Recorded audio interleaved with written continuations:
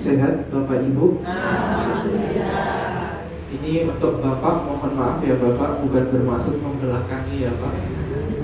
Tapi karena memang qadarullah saya diperintahkan untuk membelakangi Bapak, jadi ya mohon dimaklumi Pak. Alhamdulillah, alhamdulillahirabbil alamin, wa bihi nasta'in, wa ala umuri dunya waddin, wa ala alihi wa sahbihi ajma'in. Rabbi shrah li sadri wa yassir li amri wahlul 'uqdatam min lisani yafqahu qawli, amma ba'du.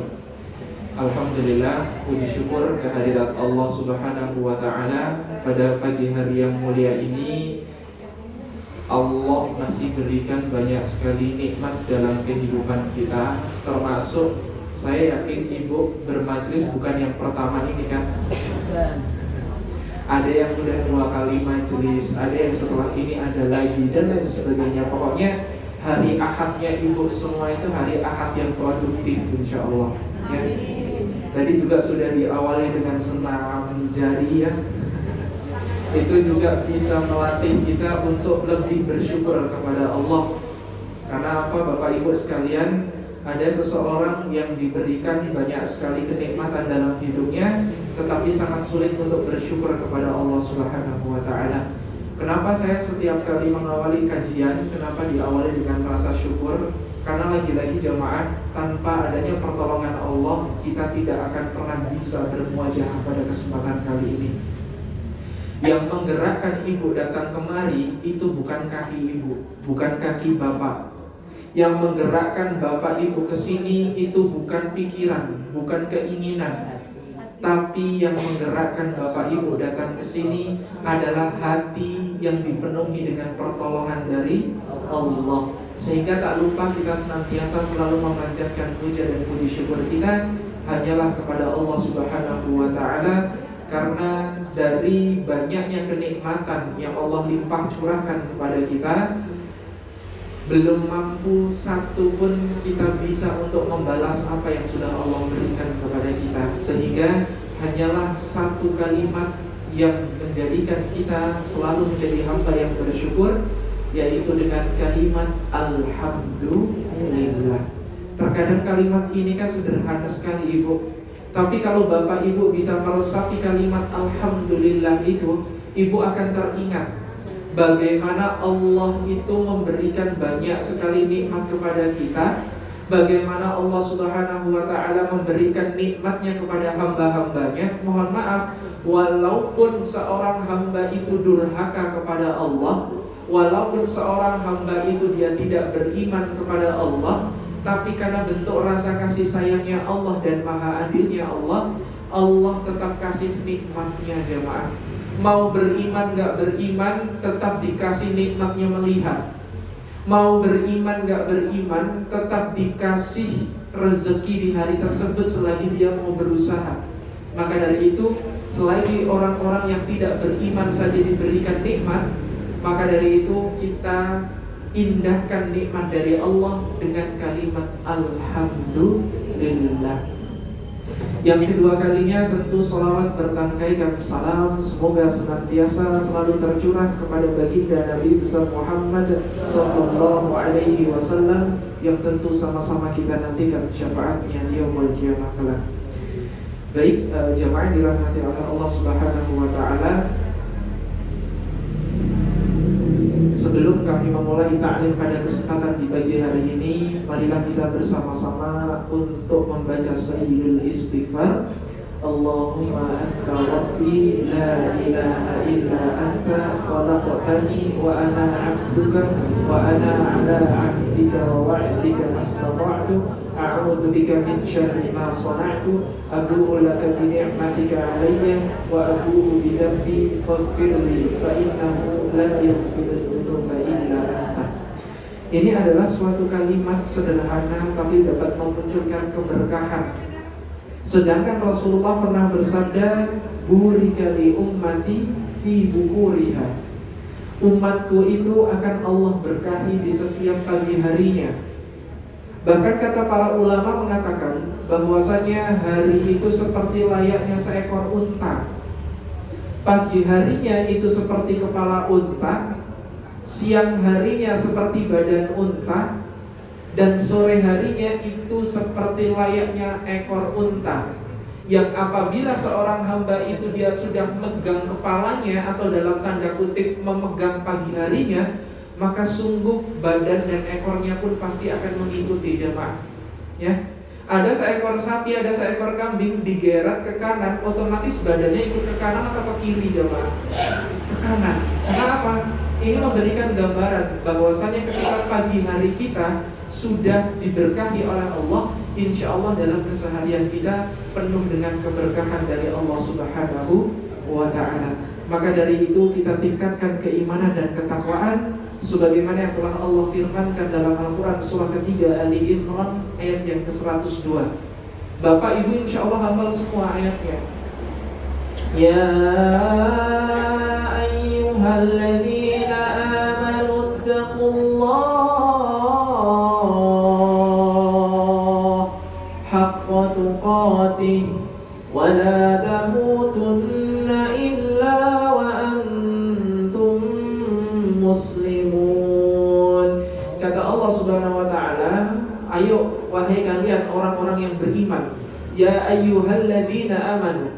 Ayyuhalladzina amanu, alladzi itu disebutkan sapaan kepada setiap manusia tanpa batas jemaah. Mau dia besar, kecil, tua, muda, punya jabatan, gak punya jabatan, punya kekuasaan atau tidak punya kekuasaan, punya harta yang bergelimang atau hanya berkecukupan, selagi dia orang yang beriman kepada Allah, Allah panggil ya ayyuhalladzina amanu. Sehingga Allah memanggil orang-orang yang beriman itu tanpa batas. Selagi dia punya keimanan kepada Allah, Allah mengundang, Allah memanggil, ittaqullaha haqqa tuqatih. Ayo kita bareng-bareng meningkatkan takwa kepada Allah. Wala tamutunna illa wa antum muslimun. Dan jangan sekali-kali kamu atau kalian meninggal dalam keadaan yang tidak beriman kepada Allah. Saya pernah membayangkan Bapak Ibu, mohon maaf, Ibu pernah membayangkan tidak, jika ada seorang non-Islam itu meninggal dunia atau wafat, kira-kira kehidupan yang abadi itu dia nanti bagaimana? Pernah membayangkan gak jemaah? Iya. Kita pernah membayangkan itu gimana ya Allah kalau kita meninggal dalam keadaan yang non-Islam, kita meninggal dalam keadaan yang tidak beriman kepada Allah, sedangkan akhirat itu adalah tempat yang khalidina fiha abada. Namanya aja akhirat. Akhirat itu jamak. Akhir aja itu udah berarti, akhir itu artinya apa jemaah? Ya terakhir ya. Kayak contoh ya, masuk itu kemana kalau masuk? Kalau keluar? Ya ini sama jamaah. Akhirat itu berarti kan akhir. Namanya akhir itu tuh udah paling akhir, gak ada setelahnya lagi. Ditambahkan kalimat ada di belakangnya itu at. Jadi akhirat itu mau seolah-olah mengatakan akhirat itu adalah tempat alam yang paling terakhir dari setiap alam jamaah. Sehingga kalau kita membayangkan kok kalau kita tidak beriman kepada Allah, bayangkan kapan berakhirnya kalau mohon maaf seseorang itu berada di neraka jemaah. Pernah membayangkan gak sih bagaimana terakhirnya dari di neraka? Kita kan gak kepikir secara logika jemaah.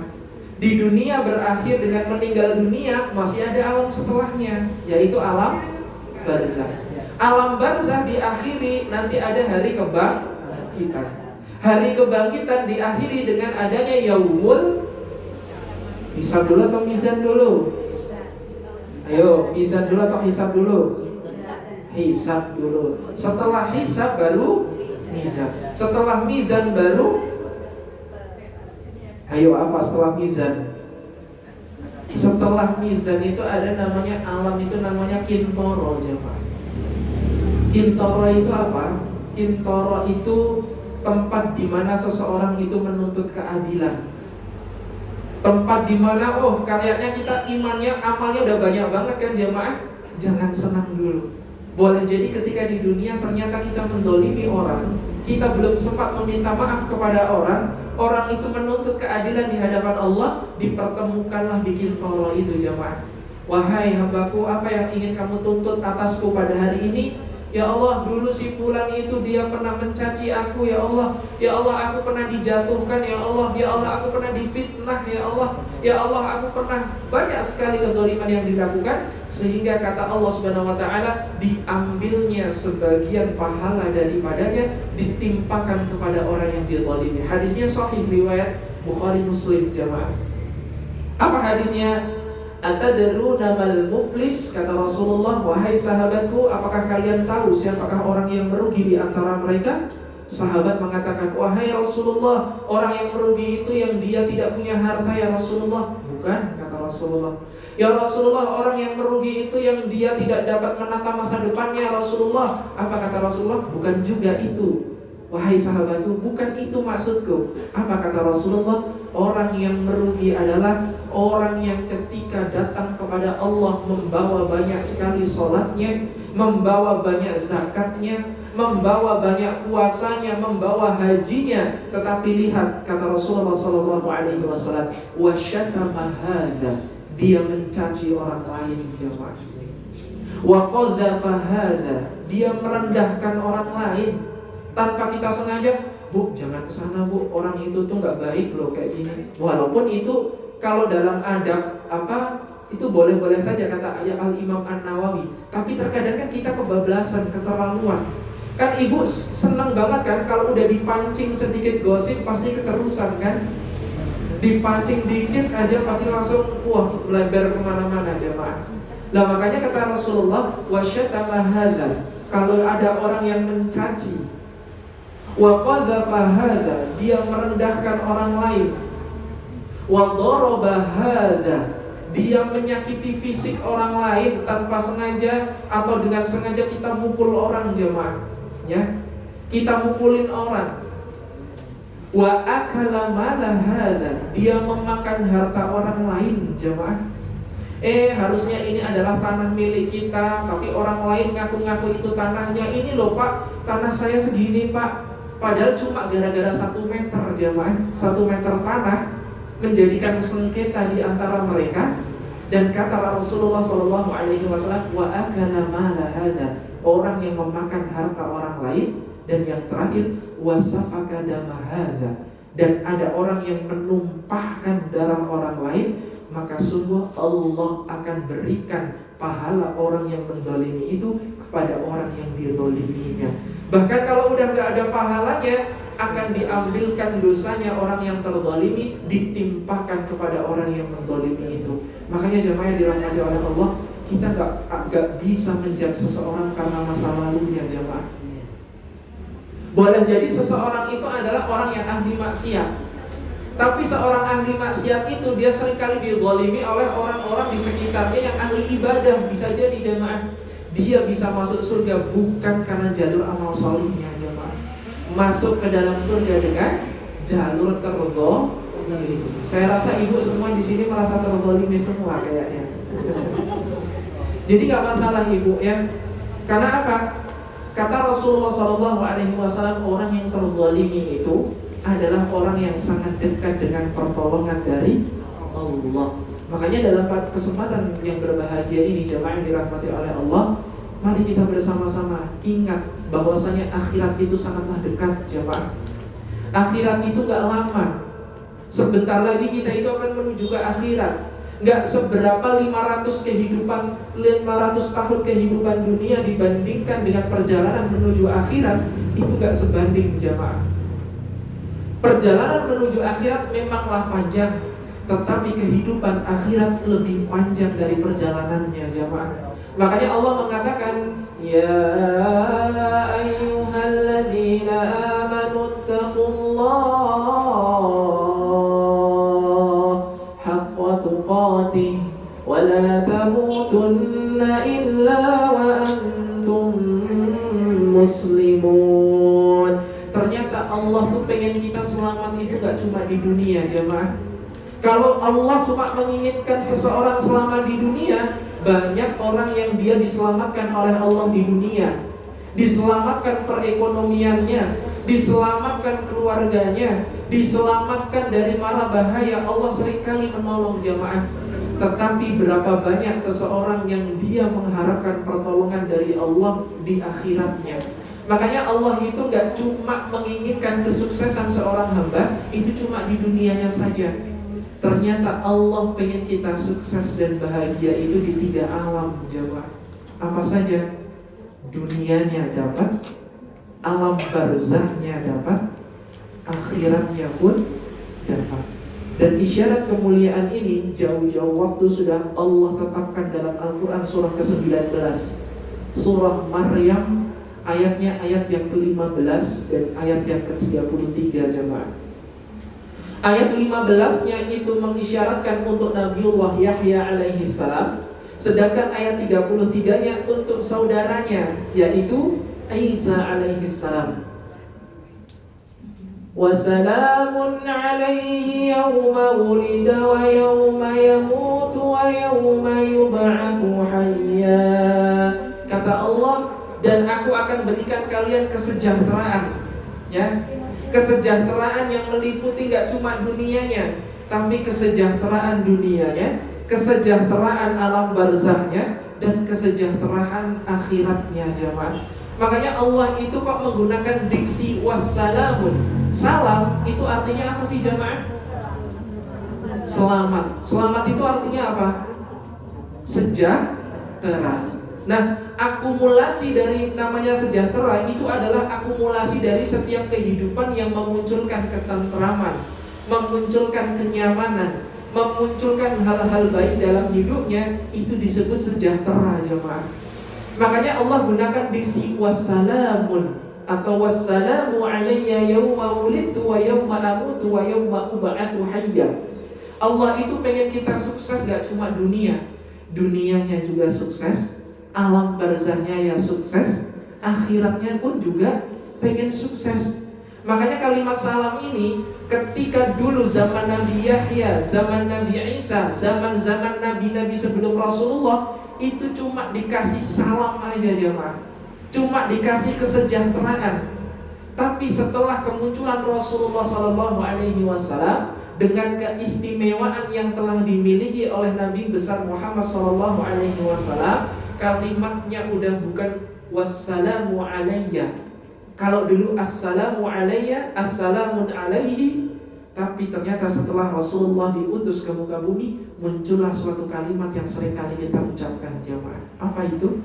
Assalamualaikum warahmatullahi wabarakatuh. Ternyata ini kalimatnya simpel, jemaah. Tapi kalimat salam inilah yang memotivasi setiap seorang hamba untuk gak cuma sukses dan bahagianya itu gak cuma di dunia, jemaah. Karena di dalamnya mengandung keselamatan. Assalamualaikum, salam sejahtera atas kalian. Warahmatullah, dikasih rahmat. Rahmat itu apa, jamaah? Rahmat itu 3 artinya. Rahmat itu bisa yang ibu katakan sebagai kasih sayang. Yang kedua, rahmat itu bisa menjadi ampunan dari Allah. Qul ya ibadiyalladzina asrafu ala anfusihim la taqnatu min rahmatillah. Rahmat itu bisa ampunan dari Allah.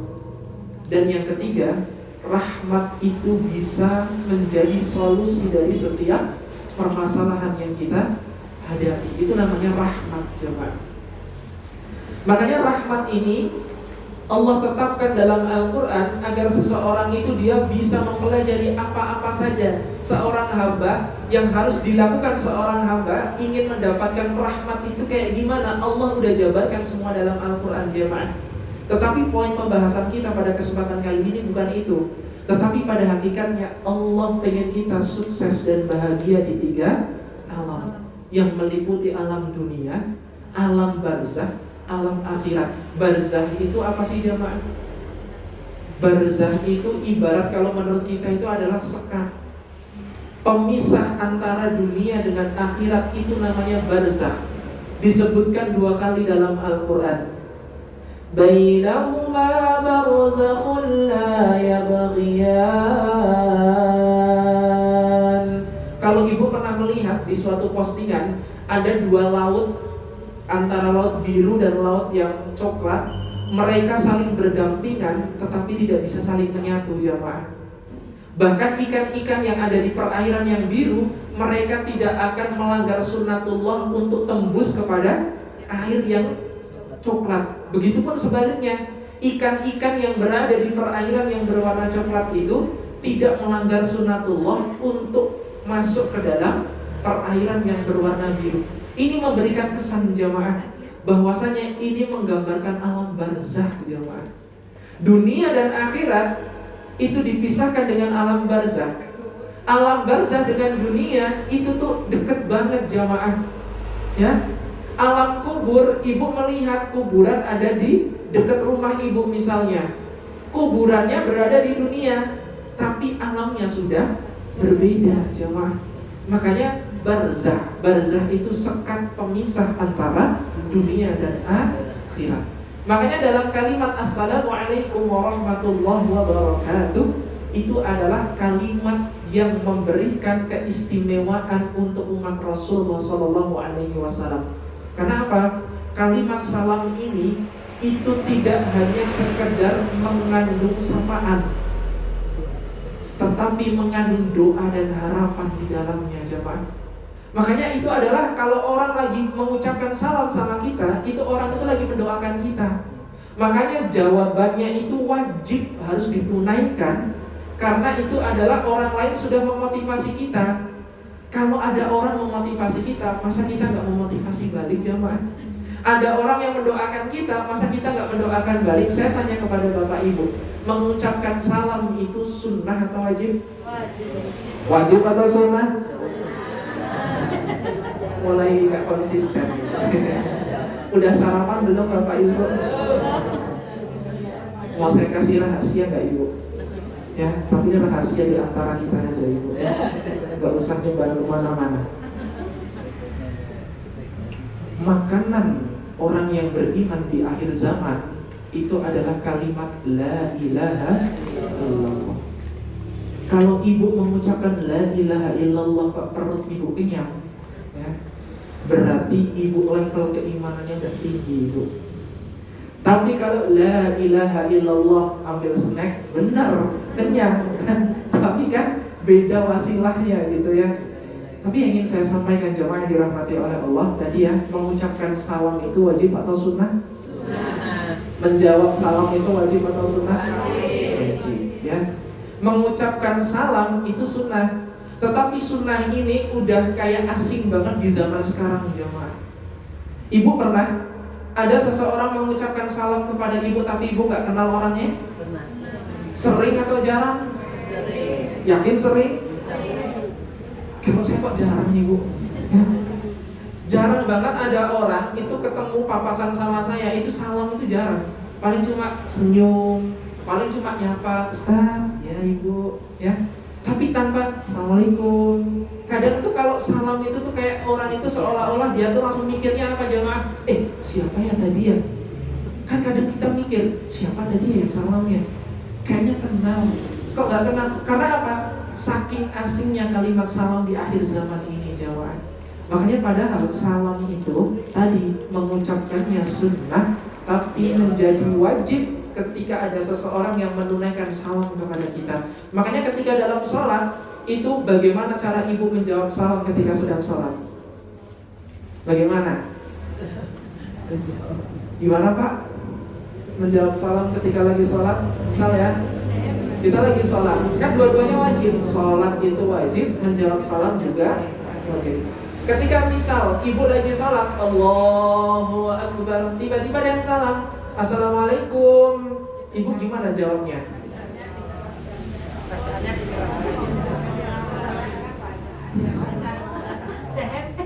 Kan itu bukan menjawab, ibu. Kan itu memberikan isyarat kepada yang memberikan salam.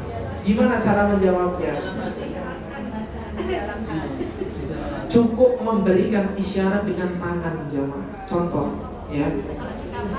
Contoh ya, contoh. Maksudnya bukan melihatkan ke orang, bukan.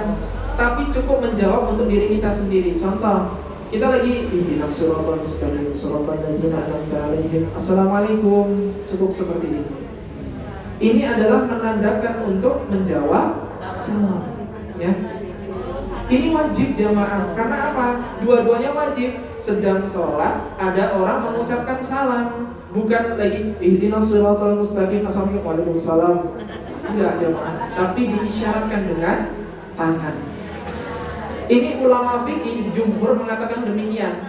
Karena apa? Dihukumi menjawab salam itu wajib, sebagaimana yang telah Allah firmankan dalam Al-Quran surah keempat An-Nisa. Ya, An-Nisa itu artinya apa Ibu?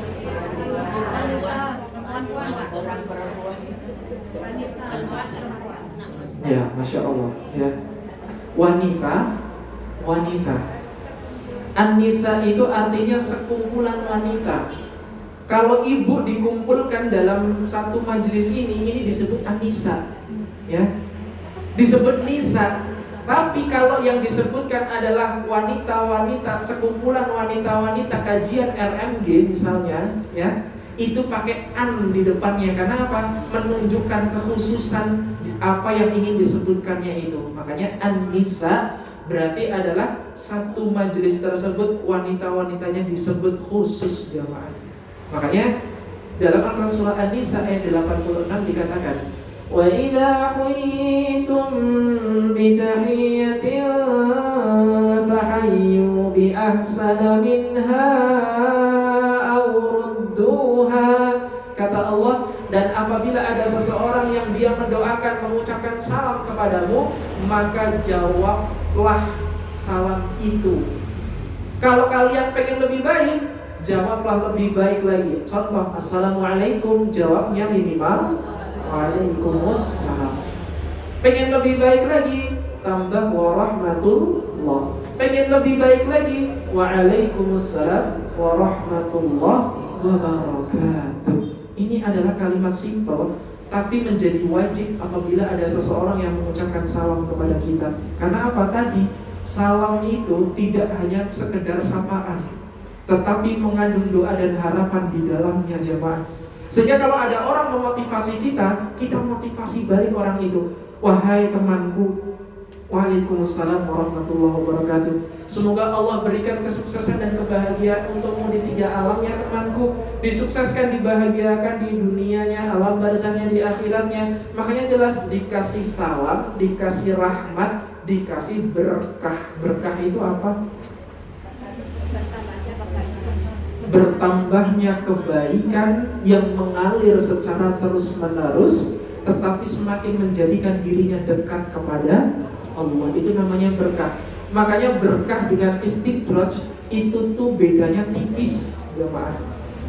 Istidraj itu adalah kebaikan yang diterima seseorang secara terus-menerus, tapi bedanya justru menjauhkan dirinya dari Allah. Sedangkan kalau berkah itu kebaikan yang diterima terus-menerus, tapi semakin mendekatkan diri kepada Allah. Jadi kok kalau ibu punya harta 5.000 misalnya, tapi bisa semakin mendekatkan diri kepada ibu, berarti harta yang ibu tunaikan itu adalah harta yang barokah.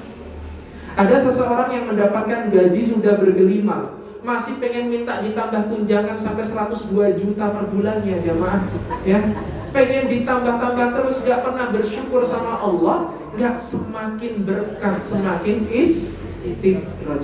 Nikmatnya tambah terus, tapi semakin jalan kepada Allah. Lah makanya dalam salam ini jemaah, kalimat assalamualaikum warahmatullahi wabarakatuh ini seringkali kita ucapkan dalam setiap sholat kita kan.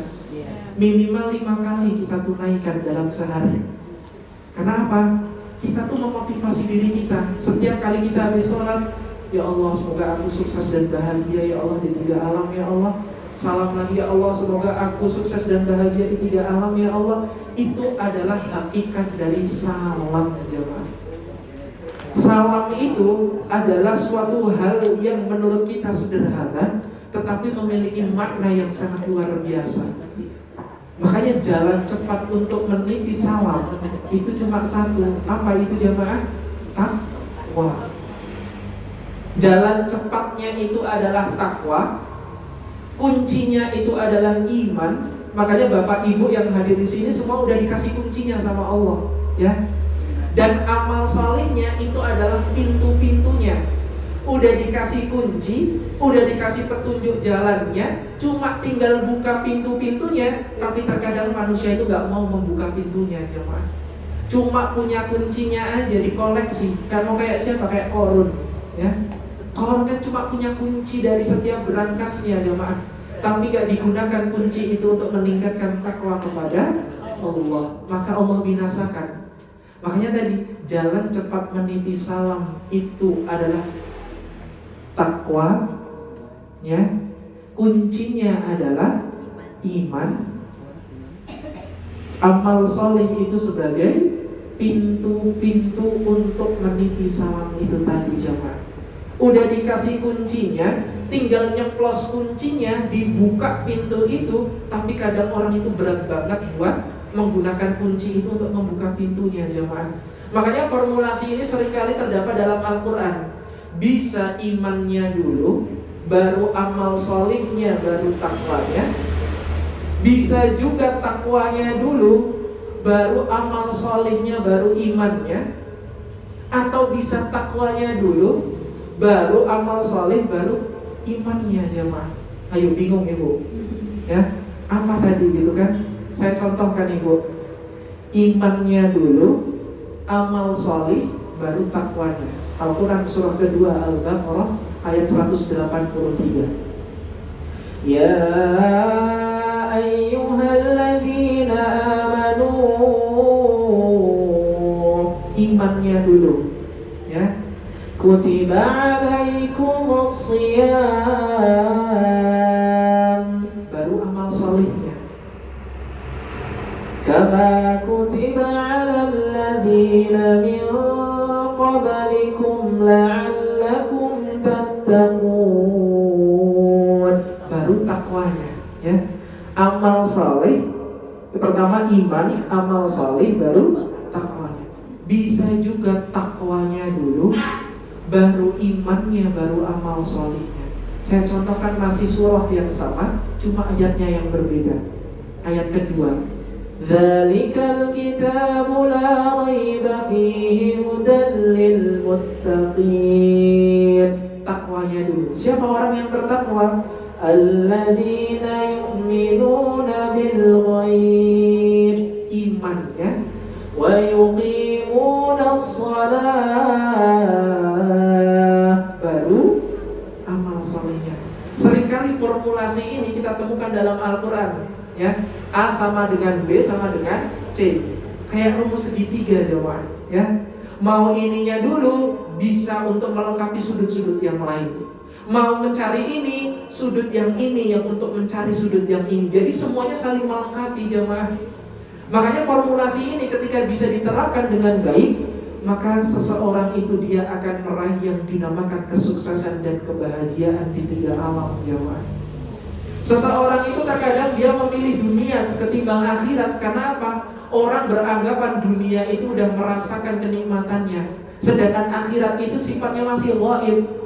Makanya terkadang muncul ada kata-kata yang sangat membuat seseorang itu kayak tergelincir kalau bahasa kita, jemaah. Dunia itu mungkin untuk kita sekarang itu adalah kisah nyata, tetapi akhirat itu masih cerita. Tapi ada masanya akhirat itu sebagai kisah nyata dan dunia hanyalah sebagai cerita. Makanya kita hiasi cerita-cerita kita itu dengan keindahan, jemaah. Sehingga ketika nanti di surga Allah kumpulkan kita di surga bersama-sama, maka kita bisa saling bercerita. Karena apa? Dalam suatu riwayat dikatakan di surga itu ada namanya pasar, jemaah. Tapi pasarnya bukan kayak di dunia.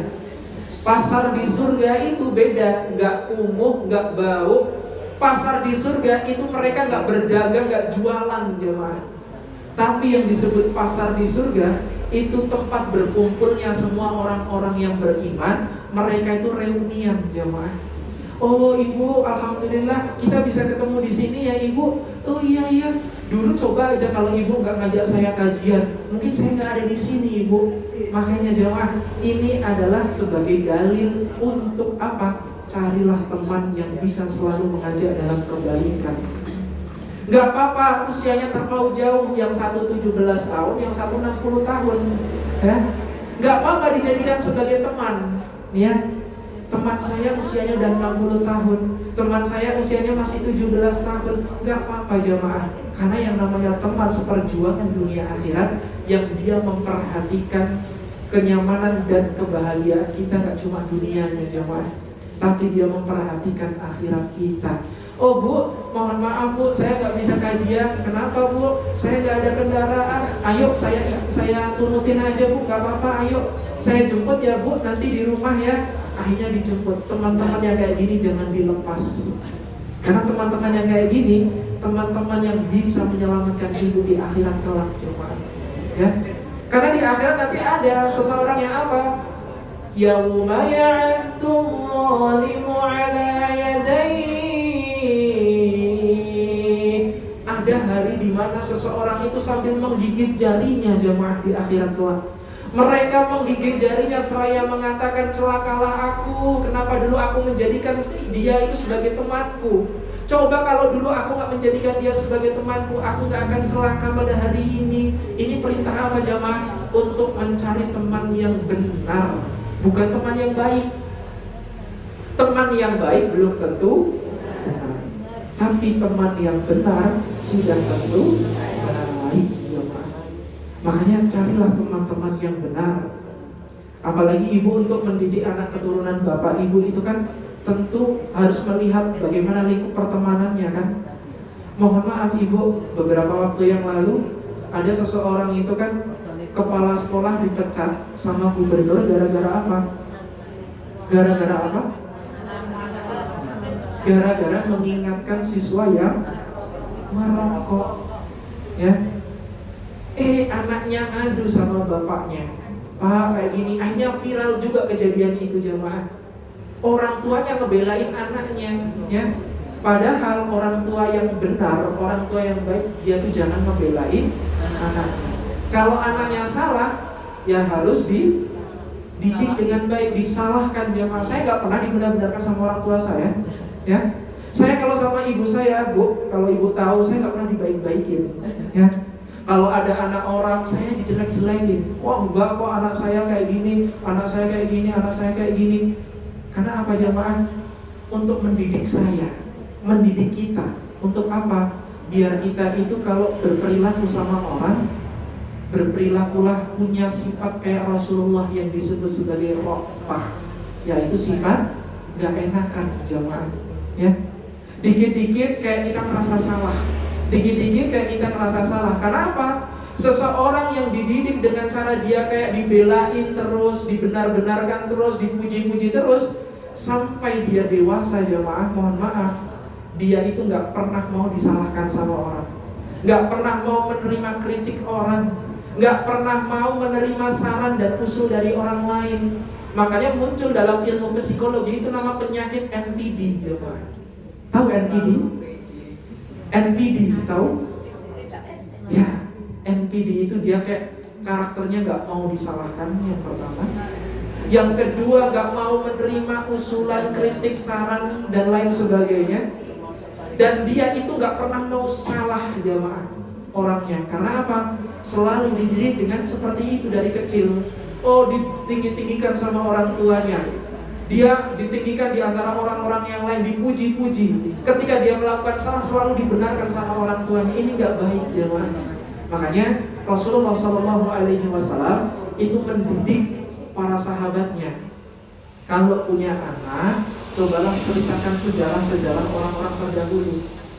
Makanya ketika dulu sahabat itu, mereka tuh bosan banget jemaah. Dapat ayat itu selalu perintah larangan, perintah larangan, perintah larangan. Sahabat itu bosan. Sampai ada sahabat yang tanya sama Rasul, ya Rasul, apa gak ada ayat tentang sejarah? Oh Rasul, kami tuh bosan Rasul. Dapat ayat itu cuma larangan, perintah, larangan, perintah, larangan, perintah. Ibu bosan gak sih cuma kalau dapat larangan perintah yang termaktub dalam undang-undang terus? Bosan kan? Bosan jamaah. Makanya ketika itu sahabat tanya sama Rasul, ya Rasul, ada gak sih kisah-kisah yang bisa kita jadikan sebagai pembelajaran? Akhirnya turunlah ayat surah Yusuf ayat yang keempat jamaah. Ahsanal qasasi. Allah menceritakan kisah-kisah yang terbaik dari segala kisah-kisah yang pernah ada dalam Al-Quran.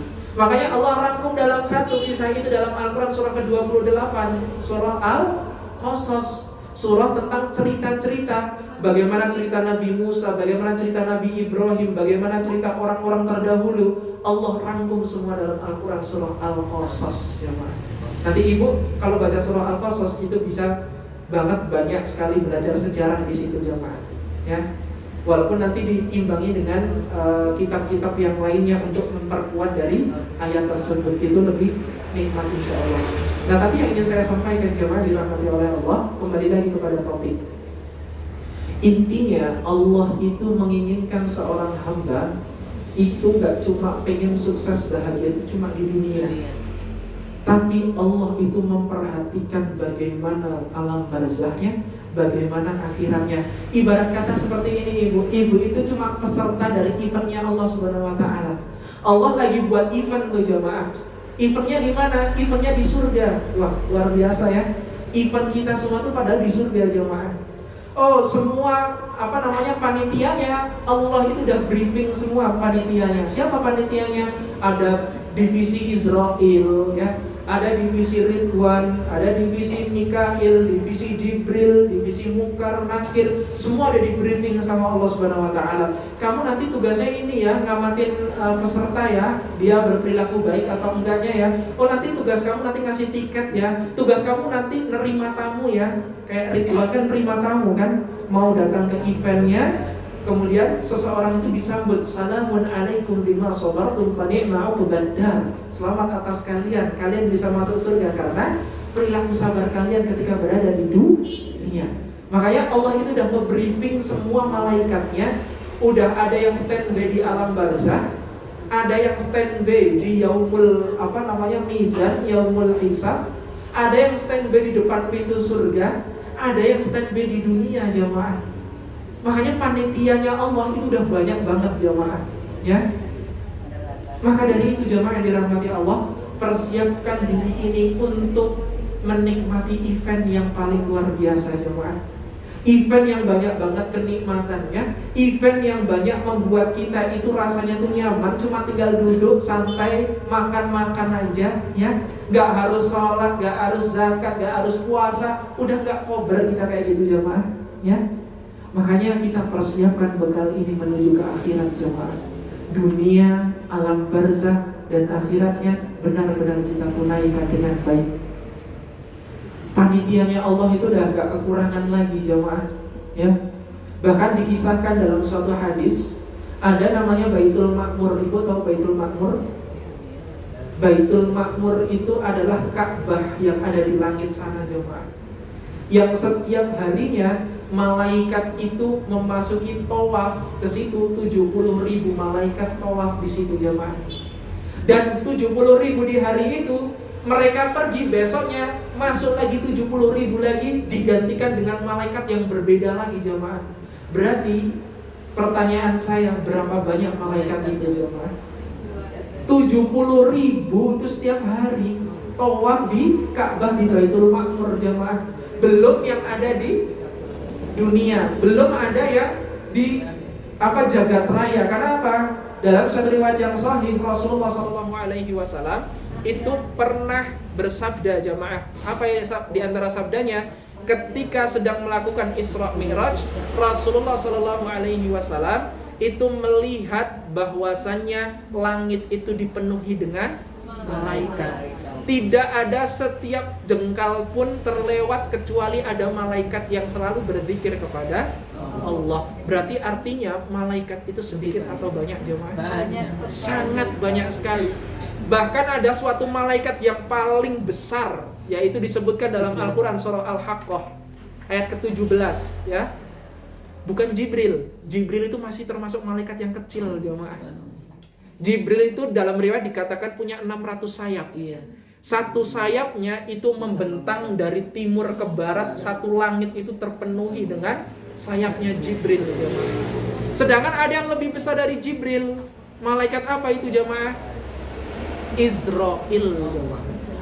Israel itu malaikat yang memiliki 1000 sayap jemaah. Sedangkan di atas Israel itu masih ada lagi. Siapa dia? Israfil. Israfil itu punya 1.200 sayap. Ya. Dan yang paling besar makhluk yang pernah Allah ciptakan adalah namanya Hamalatul Arsh, yaitu malaikat pemikul arsh, jemaah. Berapa jumlah sayapnya? 2.400 sayap, jemaah. Yang masing-masing sayapnya itu seperti 600 sayapnya Jibril, jemaah. Bayangkan seberapa banyak sayapnya malaikat Hamalatul Arsh itu. Bahkan dalam hadis yang sahih, ini hadisnya diriwayatkan oleh Jabir bin Abdullah radhiyallahu anhu, bahwasanya aku telah diizinkan oleh Rasulullah untuk memberitakan kepada para sahabatku bahwasanya Allah Subhanahu wa taala memiliki 8 malaikat pemikul arsy, jemaah. Bahkan disebutkan dalam Al-Qur'an juga, jemaah, tadi surah Al-Haqqah ayat ke-17, ya. Surah 69, surah Al-Haqqah ayat ke-17 dikatakan bahwasanya apa? Allah mengatakan bahwasanya malaikat pemikul arsy itu jumlahnya 8. Dalam hadis riwayat Jabir bin Abdullah dikatakan bahwasannya jarak malaikat itu dari daun telinganya sampai pundaknya itu jaraknya 700 tahun cahaya, jemaah. Bayangkan 700 tahun cahaya itu kayak gimana besarnya, kan? Padahal menurut penelitian aja Bapak Ibu, matahari yang kita nikmati ini, ya, cahayanya yang kita nikmati ini 8 menit jaraknya dari matahari. Artinya apa? Artinya cahaya yang sampai ke ibu, ke bapak sekarang ini dikeluarkan dari matahari 8 menit yang lalu, Bapak Ibu. Itu kekuatan cahaya, cepatnya luar biasa, jamaah. Lah ini jarak dari telinga sampai pundaknya itu jaraknya 700 tahun cahaya, jemaah. Berarti seberapa besar malaikat Hamalatul Arsy itu. Dan Allah firmankan dalam Al-Quran surah Al-Haqqah ayat 17, Allah punya atau memiliki 8 malaikat Hamalatul Arsy untuk memikul arsy-Nya Allah Subhanahu wa ta'ala. Berarti pertanyaan saya, seberapa besar Allah Subhanahu wa ta'ala itu, jemaah? Makanya kita seringkali mengucapkan dalam sholat kita Allahu Akbar. Makanya Abu Bakar ketika dia diceritakan sama Rasulullah dengan sebegitu kebesaran Allah Subhanahu wa ta'ala, Abu Bakar ketika sholat satu-satunya sahabat yang dia ketika takbir itu sampai bergetar bibirnya. Karena apa? Saking pahamnya arti makna dari Allahu Akbar. Makanya ibu, bapak yang masih sering kali lewat kuburan takut, ya, coba bayangkan hadis ini, jamaah. Hamalatul Arsy aja besarnya sebegitu besarnya, pemikul arsy-Nya Allah. Pertanyaannya, berarti seberapa besar Allah Subhanahu wa ta'ala. Jadi tapi jangan dibayangkan seberapa besarnya, ya. Ini cuma menjadi analogi sederhana untuk kita. Makhluknya aja yang paling besar sebesar itu, jamaah. Bagaimana Tuhan yang menciptakan semua ini. Makanya Allah tuh pengen kita gak cuma sukses dan bahagia di dunia, jamaah. Allah tuh pengen kita sukses dan bahagia sampai ke surganya Allah Subhanahu wa ta'ala. Bahkan ada suatu riwayat mengatakan Jibril alaihi salatu wassalam pernah terbang dari langit dunia menuju ke surga. Itu jauhnya sampai 3.000 tahun masih belum sampai ke surganya Allah Subhanahu wa ta'ala, jemaah. Itu padahal Jibril dengan sayap yang 600-nya itu terbang dari langit dunia menuju ke surga, masih belum sampai ke surganya Allah Subhanahu wa ta'ala, jemaah. Karena apa? Allah gak izinkan Jibril untuk masuk ke dalam surga. Makanya berbahagialah ibu yang dirahmati oleh Allah Subhanahu wa ta'ala. Dan Jibril pun mengatakan bahwasanya sholat 2 rakaat yang ditunaikan oleh hamba-hamba Allah Subhanahu wa ta'ala, walaupun pikirannya kemana-mana, kata Jibril, itu lebih Allah cintai daripada sholatnya para malaikat, jemaah. Makanya ibu harusnya syukur sama Allah, walaupun ibu sholat mikirnya kemana-mana, itu lebih baik dari sholatnya malaikat, ya. Tapi jangan dikira, wah aku sholatnya kayaknya lebih baik nih dari malaikat, ya. Enggak, jemaah, ya. Tapi itu adalah perumpamaan untuk orang-orang yang menunaikan sholat sunnah 2 rakaat saja. Itu lebih mulia di hadapan Allah daripada sholatnya para malaikat. Makanya jemaah dirahmati oleh Allah, perbanyaklah sholat sunnah kita. Setelah ini kita bisa tunaikan sholat duha, karena ini adalah udah waktu-waktu yang pas banget buat sholat duha. Silakan ibu mau sholat duha di mana, di masjid, di rumah dan lain sebagainya.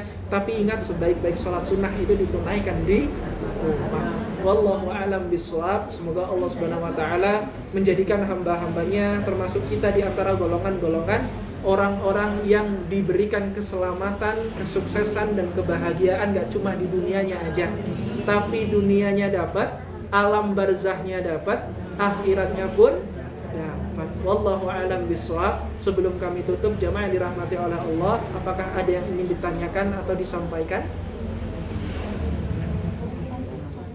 Ada yang ingin disampaikan ibu? Atau ditanyakan? Bapak, ada yang ingin ditanyakan pak? Cukup? Cukup? Masya Allah, tabarakallah. Cukup juga ya, karena saya harus bengok-bengok juga. Oh iya ibu, monggo. Terima kasih. Assalamualaikum warahmatullahi wabarakatuh. Dan saya mau nanya tentang mengucapkan salam. Mengucapkan salam kan hukumnya sunnah, tapi jawabnya wajib. Apabila salam itu di WA itu termasuk sunnah dan wajib kita jawab, itu termasuk itu apa? Hanya itu ya. Baik, jazakumullah ahsanal jazaa. Jadi pertanyaannya adalah, kalau ada salam di WA, apakah itu tetap dihukumi wajib untuk dijawab atau tidak? Jawabannya wajib jemaah. Karena yang namanya salam itu dalam berbagai bentuk, bisa dia diucapkan atau dalam WA itu bisa jemaah. Makanya kalau mengucapkan salam itu jangan ASS ya, atau ASLMKM ya. Atau kalau orang anak muda zaman sekarang itu cuma P itu apa jemaah ya? P gitu kan, apa maksudnya ping gitu. Makanya salam itu harus ditunaikan dengan baik, ucapannya baik, kalau bisa pakai Arabnya sekalian jemaah. Ibu kan sekarang kan ada template banyak banget ya, atau stiker-stiker gitu kan, Assalamualaikum, itu wajib kita jawab jemaah. Karena apa? Orang itu meniatkan ketika ingin berinteraksi dengan kita, itu sedang mendoakan kita jemaah. Tujuannya apa? Agar ketika kita akan berkomunikasi dengan orang itu, gak ada suatu kesalahan yang dihasilkan dari komunikasinya. Makanya ada orang yang terkadang dia udah mengucapkan salam, tapi yang dibahas itu gosip jemaah ya. Pergi ke rumah orang yang lain, Assalamualaikum, Assalamualaikum, Waalaikumsalam, oh silakan bu, monggo silakan duduk. Setelah banyak perbincangan, bu tahu nggak sih bu kayak gini, bu tahu nggak sih? Malah apa? Yang dibicarakan itu adalah orang lain jemaah.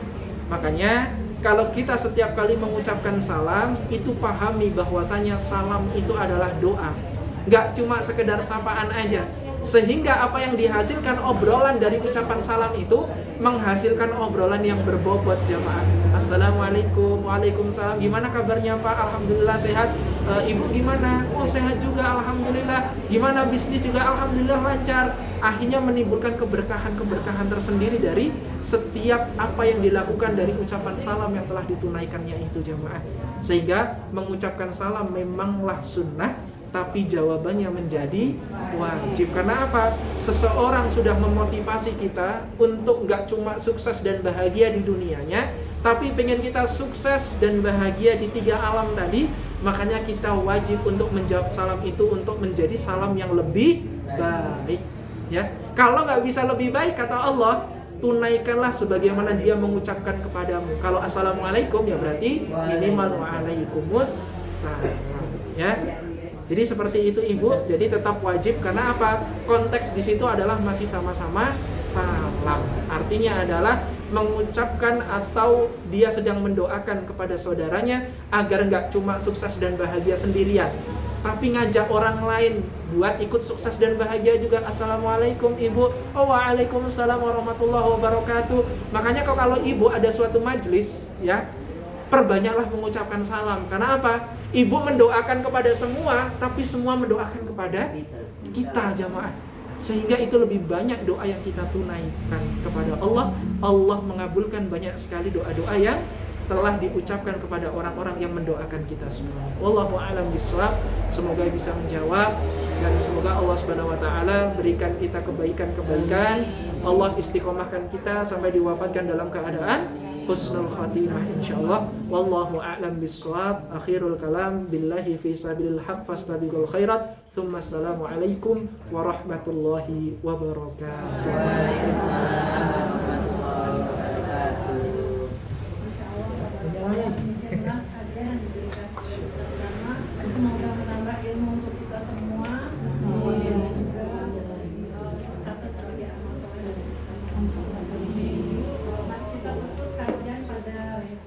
kita membaca doa wal asri dan kita akan sama-sama Bismillahirrahmanirrahim.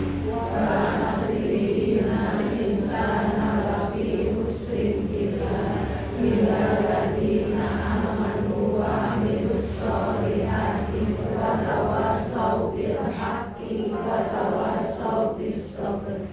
Subhanakallahumma wa bihamdika asyhadu an la ilaha illa anta astaghfiruka wa atubu ilaik. Saya sebagai pembawa acara mohon maaf bila ada kata-kata saya yang tidak benar dan terima kasih untuk menonton ini. Wassalamualaikum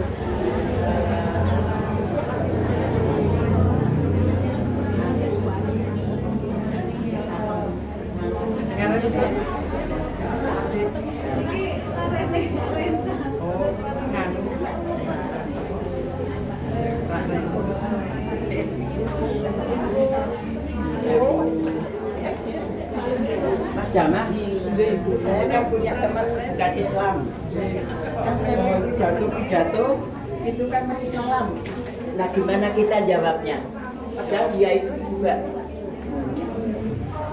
Kita cukup mengucapkan wa'alaika. Oh, bukan waalaikum ya? Oh, waalaikum. Oh, gitu. Karena itu adalah wa'alaika itu cuma ya semoga kamu juga merasakan itu. Tapi kita tidak mendoakan dengan mengatasnamakan Islam. Ya. Wa'alaika, semoga kamu juga sebagaimana yang kamu doakan kepada saya. Jadi artinya semoga Lah itu orang itu jadi sahabat saya sejak dulu waktu masih sekolah. Dulu kan agamanya Islam, tapi dia bersuami kan orang bukan Islam, masuknya juga sekarang jadi Muslim. Iya, dan saya kan dia baik, ya saya baik ya.